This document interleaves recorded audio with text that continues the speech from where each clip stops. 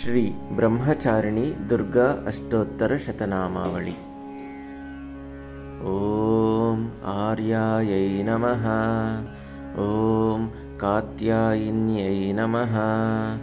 ओम गौर्यै नमः। ओम कौमार्यै नमः। ओम विन्ध्यवासिन्यै नमः। ओम वागीश्वर्यै नमः। ओम महादेव्यै नमः। ओम काल्यै नमः। ओम कंकालधारिण्यै नमः। ओम घोणसाभरणायै नमः। ओम उग्रायै नमः। ओम स्थूलजङ्घायै नमः। ओम माहेश्वर्यै नमः। ओम खट्वाङ्गधारिण्यै नमः। ओम चण्ड्यै नमः। ओम भीषणायै नमः। ओम महिषान्तकायै नमः। ओम रक्तण्यै नमः। ओम रमण्यै नमः। ओम राज्ञै नमः।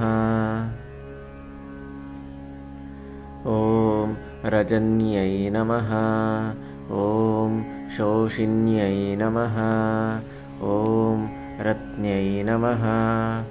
ओम गभस्तिन्यै नमः। ओम गन्धिन्यै नमः। ओम दुर्गायै नमः। ओम गान्धार्यै नमः। ओम कलहप्रियायै नमः। ओम विकाराल्यै नमः। ओम महाकाल्यै नमः। ओम भद्रकाल्यै नमः। ओम तरङ्गिण्यै नमः। ओम मालिन्यै नमः। ओम दाहिन्यै नमः। ओम कृष्णायै नमः। ओम छेदिन्यै नमः। ओम भेदिन्यै नमः। ओम अग्रण्यै नमः। ओम ग्रामण्यै नमः। ओम निद्रायै नमः। ओम विमानिन्यै नमः। ओम शीघ्रगामिन्यै नमः। ओम चण्डवेगायै नमः।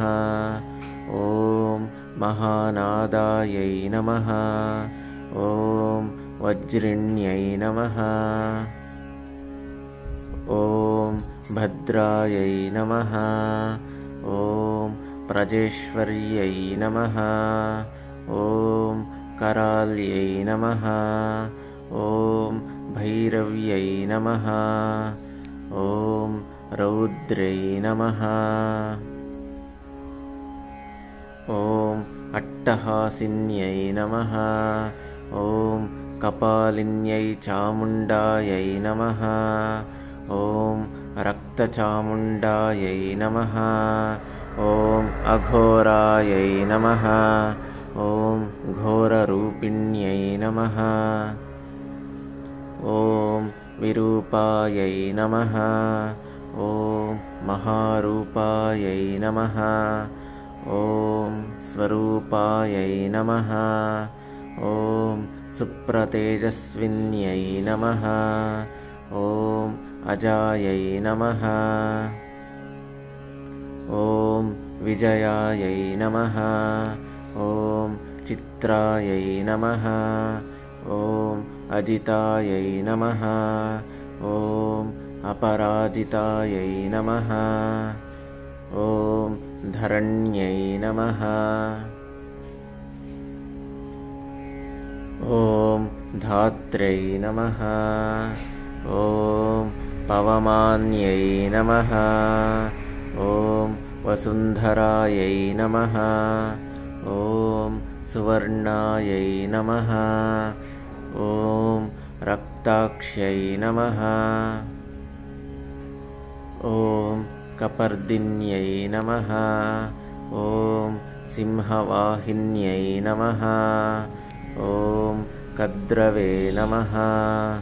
ॐ विजितायै नमः। ॐ सत्यवाण्यै नमः। ॐ अरुन्धत्यै नमः। ॐ कौशिक्यै नमः। ॐ महालक्ष्म्यै नमः। ॐ विद्यायै नमः। ॐ मेधायै नमः। ॐ सरस्वत्यै नमः। ॐ मेधायै नमः। ॐ त्र्यम्बकायै नमः। ॐ त्रिसङ्ख्यायै नमः। ॐ त्रिमूर्त्यै नमः। ॐ त्रिपुरान्तकायै नमः। ॐ ब्राह्म्यै नमः। ॐ नारसिंह्यै नमः। ॐ वाराह्यै नमः। ॐ इन्द्राण्यै नमः। ॐ वेदमातृकायै नमः। ॐ पार्वत्यै नमः। ॐ तामस्यै नमः। ॐ सिद्धायै नमः। ॐ गुह्यायै नमः। ॐ इज्यायै नमः। ॐ उषायै नमः। ॐ उमायै नमः। ॐ अम्बिकायै नमः। ॐ भ्रामर्यै नमः। ॐ वीरायै नमः।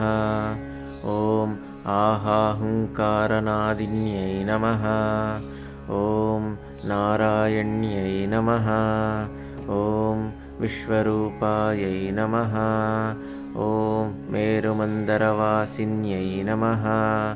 ॐ शरणागतदीनार्तपरित्राणपरायणायै नमः। ॐ आर्यायै नमः। इति श्री ब्रह्मचारिणी दुर्गा अष्टोत्तरशतनामावली सम्पूर्णम्।